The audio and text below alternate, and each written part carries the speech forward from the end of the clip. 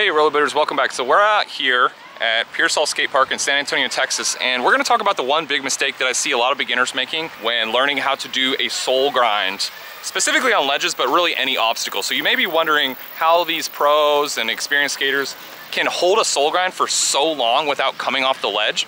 And we're gonna talk about the mistake, what it is, and we'll talk about a couple ways that you can combat and fix the mistake and avoid it altogether.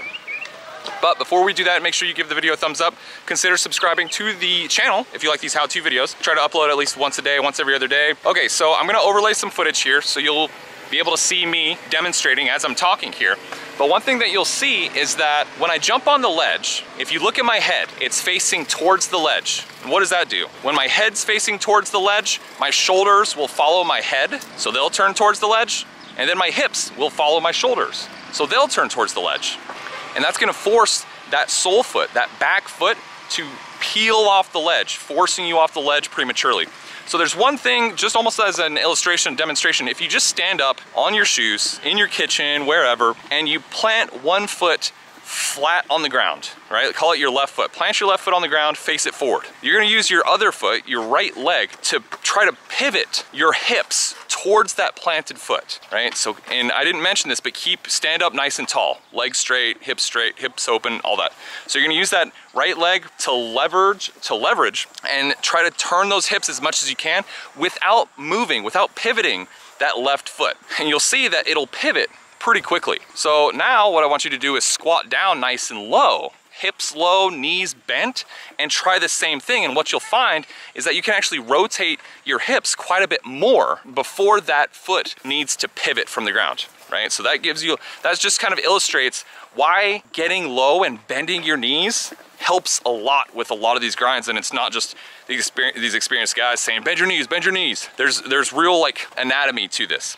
Okay, so how do we combat this? Well, just like any grind, you need to be able to stall it before you can actually grind it. You want to build good muscle memory when you start stalling it. Instead of facing the obstacle or facing it at a steep angle where you're already kind of setting yourself up for failure, where you're already facing towards it, you want to face in the direction of intended travel, even when you're stalling. Keep your head, shoulders, and hips all pointed forward, right? Maybe at just a slight angle towards the obstacle, but you're gonna practice stalls this way, and this is gonna build better muscle memory, because what we really want to do is keep our head, shoulders, and hips facing as much forward, as square to the obstacle, as perpendicular as possible, and that's gonna keep us on the obstacle longer. So practice those stalls, practice doing that. That builds good muscle memory. Again, we talked about getting low. I'm not gonna beat that dead horse. Everyone says it all the time, but there's a reason for that, right? Get low, bend those knees, get those hips nice and low. And then here's one tip that I haven't really heard anyone talk about, but that I use routinely. The natural tendency of our body is to turn towards the obstacle with these sole grinds. So we have to actively work against it. Force and think about keeping your hips and shoulders square, right? Facing forward. You have to fight the urge to peel off that ledge. And one way you can do that, one way I do, is that front foot. So most of your weight is gonna be on your back foot, but your front foot is really there more for fine tuning, for balance, whatever it may be.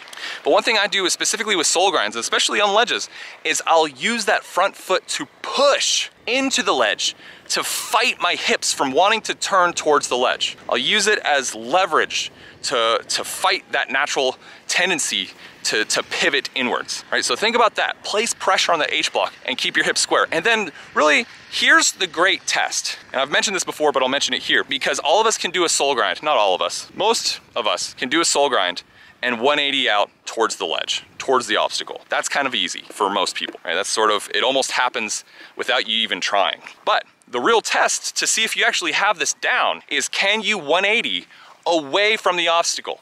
Grind for some reasonable distance, whatever, 5 or 7 feet, and then see if you can 180 away from the obstacle. And that's gonna demonstrate that you have the ability, that you have that control over your body and your feet and what you're doing to be able to 180 the other direction. So I'm not saying one's better or the other. All I'm saying is this is, in my opinion, a pretty good test to see if you have that level of control. If you do, then that's a good sign. You probably are getting close, or you probably got it down, so that's a good thing. Okay, so that's kind of the #1 problem I see in some ways that you can fight it. I hope this video helps you out, helps out some beginners out there. Again, this is rollerblading, anything goes.